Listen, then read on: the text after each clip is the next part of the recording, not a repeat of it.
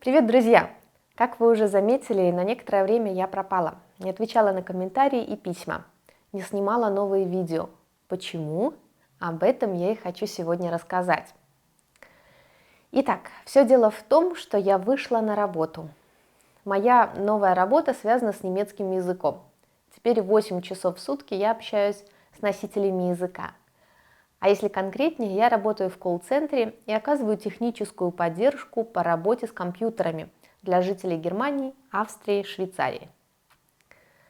Компьютеры, да еще на немецком языке, абсолютно новая для меня область. До этого я о компьютерах знала только то, что это сложные механизмы, которые, сейчас будет сложное слово, имеют материнскую плату и иногда ломаются. Я, конечно, немного утрирую, но, в общем, дело обстояло примерно так. При малейших компьютерных вопросах я всегда звала мужа.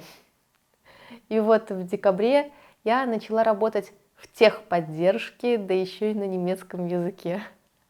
Звучит устрашающе, правда? На самом деле все не так страшно. Моя работа началась с 4-недельного курса обучения, который обязан пройти каждый сотрудник.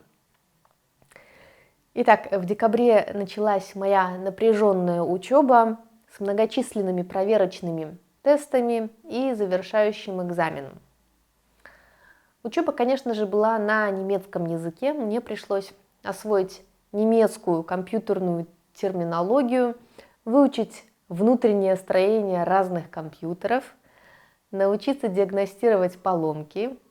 Скажу честно, было сложно, и мне приходилось напряженно учиться с утра до позднего вечера. А еще я периодически задавала нашим преподавателям вопрос: это точно работа для девушек?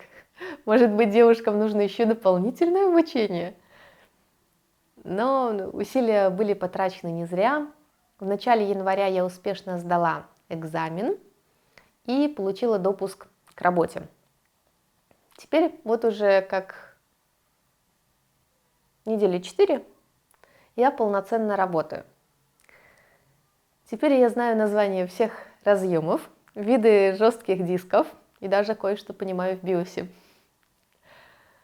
Работа, с одной стороны, интересная, не нудная, абсолютно не нудная, с другой стороны, довольно сложная. Для меня, как преподавателя немецкого языка, самым ценным в работе является опыт общения с большим количеством разных носителей языка из Германии, Австрии, Швейцарии.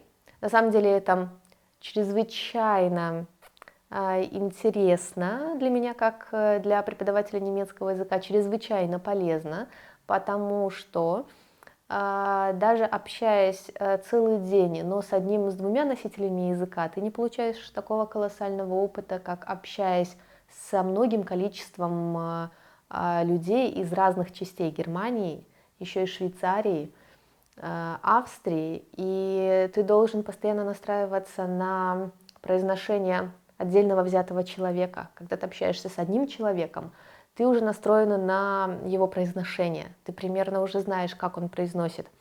Когда ты слышишь произношение разных людей в разном возрасте, с разными диалектами, это уже совершенно другое. Поэтому такой опыт чрезвычайно полезен для человека, который хочет совершенствовать свой немецкий язык. Итак, я уже научилась не впадать в панику, когда слышу диалектную немецкую речь. Теперь, услышав пару предложений от носителя, я с большой долей уверенности могу сказать, с кем я разговариваю – со швейцарцем, австрийцем или немцем. На немецком я разговариваю не только с клиентами, но и с коллегами, а также с моими учителями, потому что мой польский пока еще очень несовершенен, мягко говоря. А если честно, то мой польский язык стоит на месте, так как все свои силы последние 2 месяца я направляла на немецкий компьютерный язык.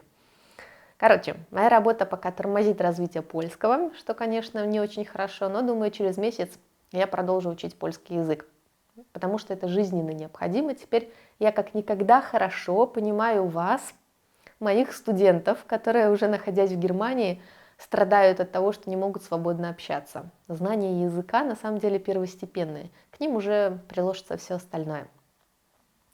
И еще, друзья, сейчас я не веду занятия по скайпу, и именно поэтому я уже многим людям отказала, которые хотели заниматься со мной.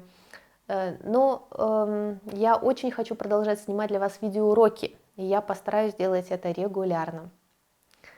Это все, о чем я хотела сегодня рассказать. Я желаю вам всего хорошего и до следующих встреч. С вами была профессиональный преподаватель немецкого языка Оксана Васильева. Пока-пока.